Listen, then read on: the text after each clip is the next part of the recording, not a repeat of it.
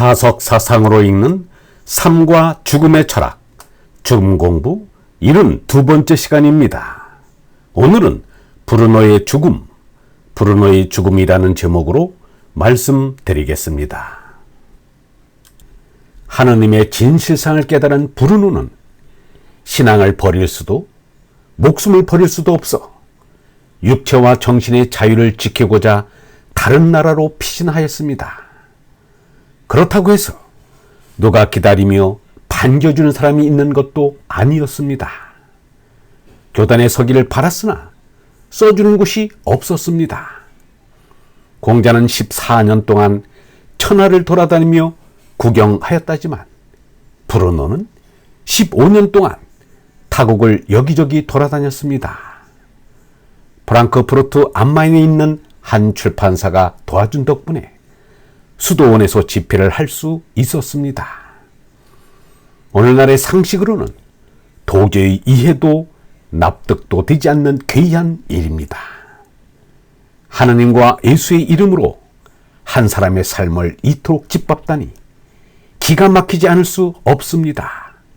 더구나 아직도 교회에서 사도신경을 외우고 있는 것을 보면 참으로 이해하기 어렵습니다. 바울로의 저주가 언제 끝날지는 모르겠으나 그리 멀지는 않을 것입니다.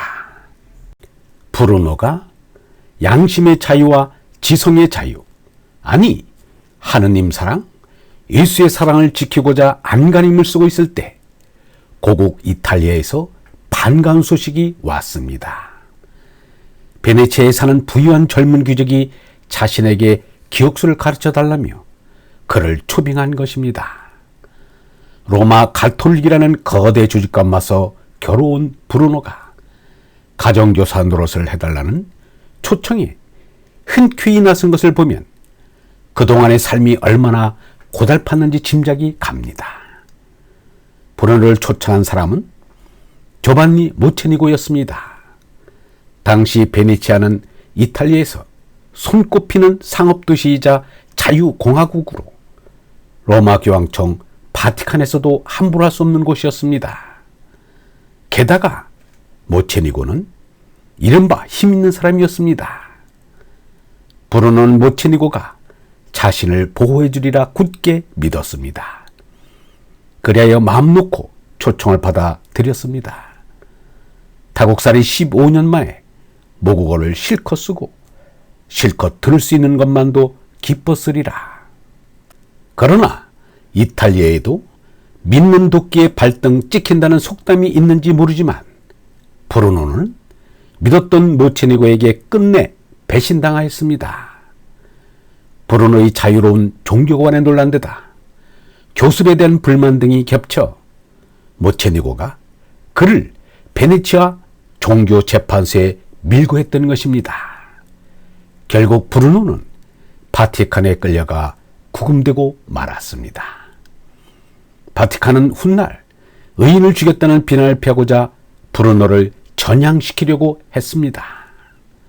다시 말해 브루노가 자신의 신학사상이 잘못되었다고 한마디만 하면 풀어주려고 했습니다.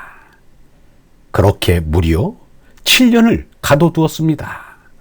그러나 브루노는 자신의 주장을 굽힐 생각이 전혀 없었습니다.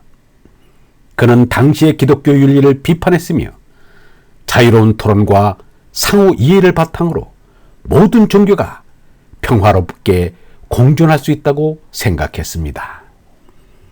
바티칸 측에서도 브루노를 회유할 수 없다는 것을 알고 그를 회개할 줄 모르는 이단자로 선포한 뒤 화형을 언도하였습니다.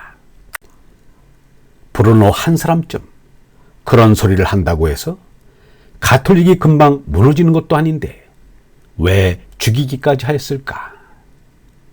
그것도 예수의 십자가 죽음보다도 더 잔혹하게 불에 태워 죽이다니 과연 하느님을 섬기고 받든다는 종교인들이 할 짓인가?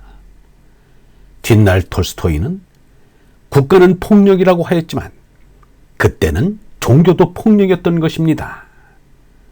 바티칸이 내세우는 교의에 치명타가 될 수 있는 생각이 브루노의 입에서 말이 되어 나오고 손에서 글이 되어 나오는 것을 바티칸으로서는 두고 볼 수 없었던 것입니다. 진리보다 조직이 더 소중하였기 때문입니다. 조직보다 진리를 더 사랑하는 이가 많이 나오는 것만이 그 조직을 진정으로 살리는 길인데도 말입니다. 브루노에게 화형 선고를 내린 종교 재판관들은 겨울도 없는 남쪽 나라 이탈리아에서 온몸을 떨 수밖에 없었습니다. 날마다 하나님 앞에 삼종기도를 바치는 신부로서 하나님께서 기뻐하지 않는 짓을 저질렀으니 어찌 몸과 마음이 떨리지 않았겠습니까? 사형 선고를 받는 날 브루노는 오히려 태연자약하게 알프스 산처럼 미동도 하지 않으면서 신부들에게 소신을 밝혔습니다. 나를 심판하는 그대들이야말로 심판을 받는 나보다 더 떨고 있지 않은가? 나는 순교자로서 죽음을 기쁨으로 맞을 것이다. 내 몸은 불타서 재가 되겠지만 나의 얼은 불꽃과 같이 하늘나라로 오를 것이다. 정의로운 얼번 여러분, 우리도 진리의 삶을 위해서는 기꺼이 문나를 불태워서 얼라를 밝히는 삶을 삽시다. 영성신학원 다석아카데미의 하늘소리였습니다.